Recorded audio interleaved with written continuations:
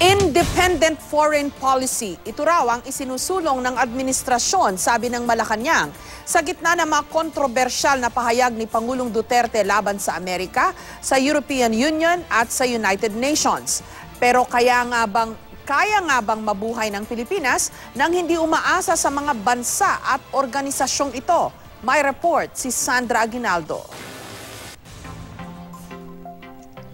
Ang Facebook post ng US Embassy noong Sabado mala throwback sa kanilang naitulong matapos banalasa ang superbagyong Yolanda, kabilang ang pagpapadala ng 13,400 na sundalo, 66 aircraft at 12 barko. Tumulong din daw sila sa rescue, nagpadala ng pagkain at malinis na tubig. Sabi ng Amerika, 7 billion pesos ang naidonate nila sa mga nasalanta.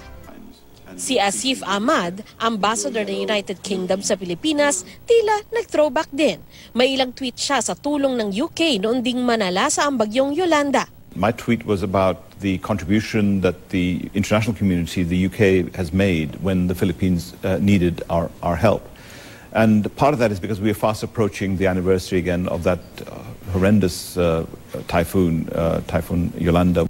Is in social media, in political discourse, I hear a sentiment which is new to me in the Philippines, of somehow being isolationist or not needing foreign friends, or somehow to align our alliances in such a way that it needs to move away from one old friend to another.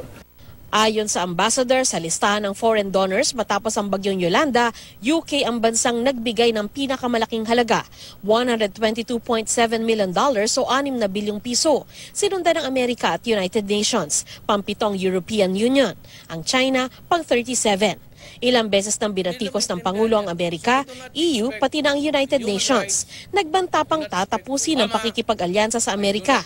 Ayos lang din daw na ihinto ang mga tulong nito sa Pilipinas. And if you think it is high time for you guys to withdraw your assistance, go ahead.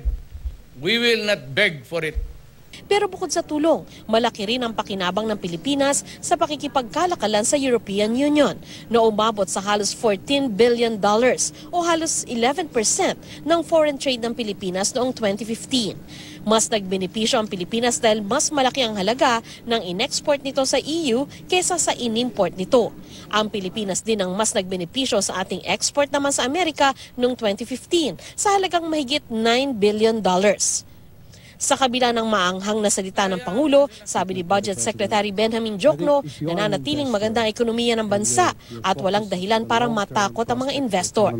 I think we're in pretty good shape. Okay, we're the fastest growing country in Asia.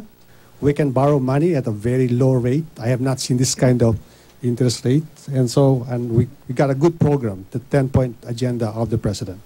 What happens is that the conversation you and I are having today is the same conversation I have with visitors from the UK and politicians from the UK and others. They ask us, how bad is it? Is it true? Are you worried? Are others worried?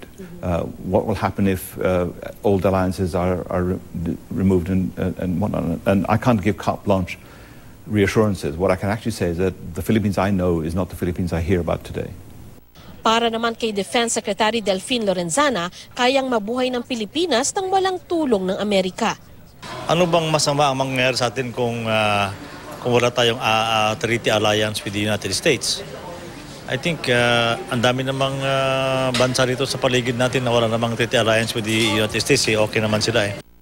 Kung biglang nakipag-away na rin yung Amerika, okay, hindi tayo pinakailaman. Patay tayo. We cannot survive because sabi ko yung equipment natin lahat galing sa kanila. No man is an island. Lalo ngayon, the globe is becoming smaller and smaller because of modern technology. Sandra Aguinaldo, GMA News.